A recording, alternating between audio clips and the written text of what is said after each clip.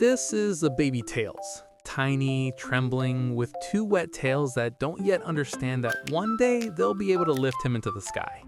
And this is Tails 6 months later. Reaction speed beyond human limits, intelligence far past the norm, Tails spinning so fast the air begins to whistle. Today, I'll show you how I raised Tails. And believe me, I thought it would be cute. I was wrong. Because as he grew, the problems grew with him. I lost silence, I lost sleep, I almost lost my house, and it became the most expensive, most chaotic, and most emotional experiment of my life.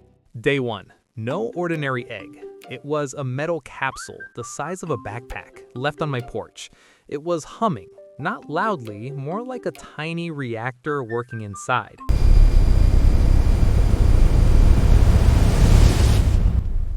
I carried it in and barely closed the door when the lid opened by itself. Inside, a little orange ball of fur, 2 tails, big blue eyes. He took his first breath, looked at me, and smiled. That was it. I was done. It was the happiest moment I'd had in years. And exactly 10 seconds later, he activated a built-in drone scanner that flew out of the capsule and started scanning my kitchen.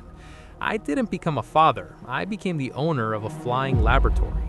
He was tiny, fit into 2 palms. His tails barely moved. I made him a warm corner, a soft blanket, a lamp with gentle light. He didn't cry, didn't scream, he observed. That was strange. Babies usually make noise. This one analyzed. I stepped out for a minute to get water and heard a thin squeak. I came back, he was already trying to crawl after me, hooking his tails onto the edge of the couch. If I left, he worried. If I returned, he clung to me as if I were his only reference point in this world.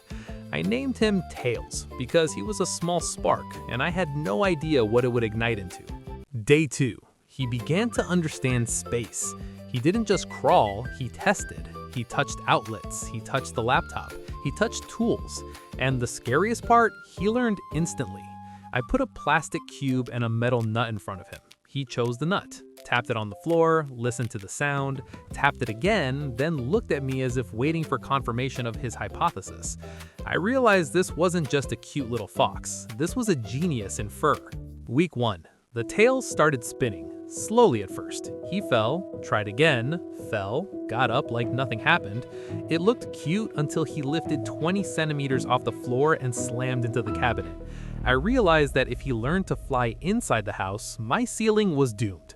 So I started training outside. Calm day, light wind, he spins his tails, jumps, hovers, and falls nose first into the grass. Gets up, again, and then the moment. He rises higher, about 2 meters, hovers, looks down at me, and I smile. Then my brain catches up. If he can rise 2 meters now, what will happen in a month? Parallel to the flights, his intellect grew. He disassembled my old TV remote in 8 minutes. Didn't break it, disassembled it, laid out the parts by size, and then started putting it back together. I'm not joking, he inserted the battery correctly. I began hiding everything dangerous. Then I realized almost everything was dangerous. He found a screwdriver, found a cable, found an old drone. An hour later, on my table lay a hybrid that didn't exist before that day. He called it the upgraded version. He's 2 weeks old. Month 1. He already flies from room to room. This is no longer dependency, it's control of space. If I open a drawer, he's there. If I pick up my phone, he's already peeking over my shoulder.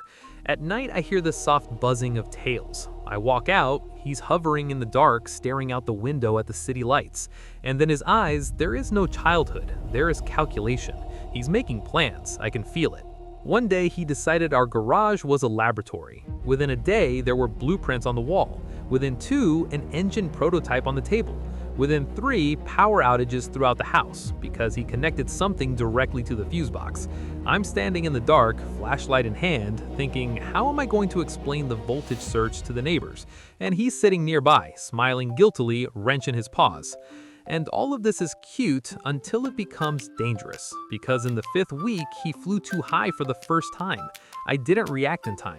He rose above the roof. The wind picked up. It carried him away. I run into the yard, heart in my throat. He loses stability, the tails misalign, and for a second, I see him almost fall. But he stabilizes on his own, makes an angle correction, and softly lands on my shoulder. I laugh, then I realize my hands are shaking. I wanted a cute pet. I got a young genius with a propeller instead of a tail and the brain of a future engineer. And this is only the beginning. Month 2. Everything accelerated. If before I had time to think, now I only had time to react. Tails no longer just flew, he maneuvered. Sharp turns, hovering under the ceiling, near instant acceleration. I decided to install a training net in the yard to limit the height. Mistake. He perceived it as a challenge. Within an hour, he was already flying a complex trajectory between the poles as if running an obstacle course. Within 2, he added his own rules. He started setting a timer. Himself. I heard a beep, he took off, completed the route faster than last time, and landed with an expression that said, "Record broken." But the real chaos began when his intellect caught up with his physics. He stopped just playing with technology, he began upgrading it. I walk into the garage, my old scooter's there, disassembled. Nearby, Tails in safety goggles he found somewhere. He connected his own control unit to the engine. Torque optimization, he says calmly. He is 2 months old.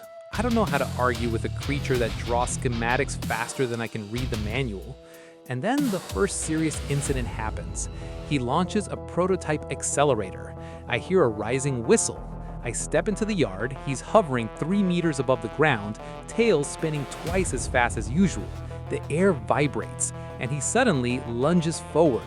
Not smoothly, not carefully, like a rocket. He crosses the entire yard in a second and crashes into the trampoline. The trampoline saves the situation, but I understand if it had been a wall, it would have ended differently. I run to him. He stands up, sneezes from the dust, and says, "Thrust needs calibration." No panic, only analysis. I reinforce the yard. Soft panels, safety zones, limiters. He reinforces himself. Within a week, he's holding stable horizontal flight at a speed that literally blows my hair back. The neighbors start asking questions.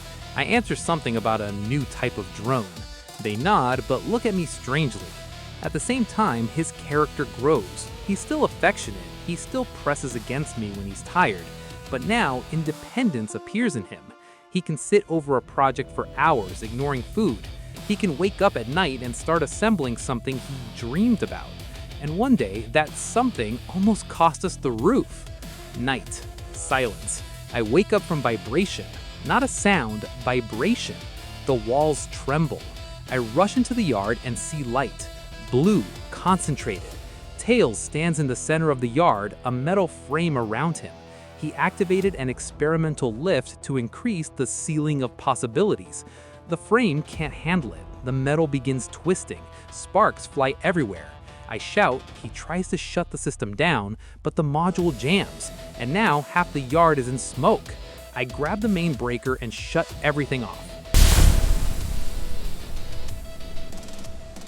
Silence. The smell of burnt wiring. He stands there, ears lowered. I calculated 94% of the risks, he says quietly, and in that moment, I understand. 6% can destroy everything. Month 3. He's no longer a child. His tails are powerful, dense, spinning without tremor. He can lift me for a few seconds if he wants to, and he wanted to. I wasn't ready. He flew up, grabbed me under the arms, and for a second lifted me off the ground. I screamed not from fear, from shock. He laughed. For him, it's a game. For me, the realization that now he's stronger than I can control. And then the moment happens that changes everything. City Park, early morning. I take him to an open area, more space, less risk. He flies perfectly. Clean trajectory, smooth turns. People start stopping. Phones go up. He notices the attention and accelerates. Faster, higher. He makes a sharp climb and hovers at the level of the street lamps. The wind strengthens, and then a sudden gust. It carries him toward the road. Cars honk. I run, shouting, but he's far away. For a second, he loses control, and I see in his eyes not calculation, fear. He stabilizes at the last moment, makes a sharp turn, lands beside me, breathing heavily. For the first time, he understood the limit. Month 4. I thought the peak had already passed. I was wrong. Tails began thinking on the scale of the city.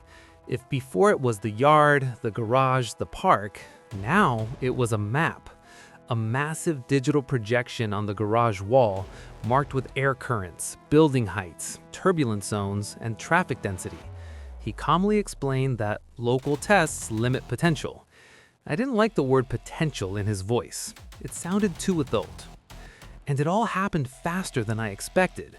Early morning, almost empty streets. He asks for one controlled flight. I agree on one condition: low altitude, no climbing. The first seconds are perfect. He glides between buildings, makes clean turns, his tail's working like a precision mechanism. And then, a glass business center, a huge reflective wall. I see the challenge ignite in his eyes. He pulls upward. I run along the sidewalk, losing sight of him. In the glass, an orange flash reflects, a sharp maneuver, loss of thrust, stall. He almost crashes into the facade, but at the last moment adds impulse and veers away. Heads turn at the bus stop, phones, cameras. This is no longer a secret. We return home in silence. I'm angry, he's silent too. I calculated the trajectory, he says quietly. You didn't calculate the people, I reply. And this is the first real conflict between us.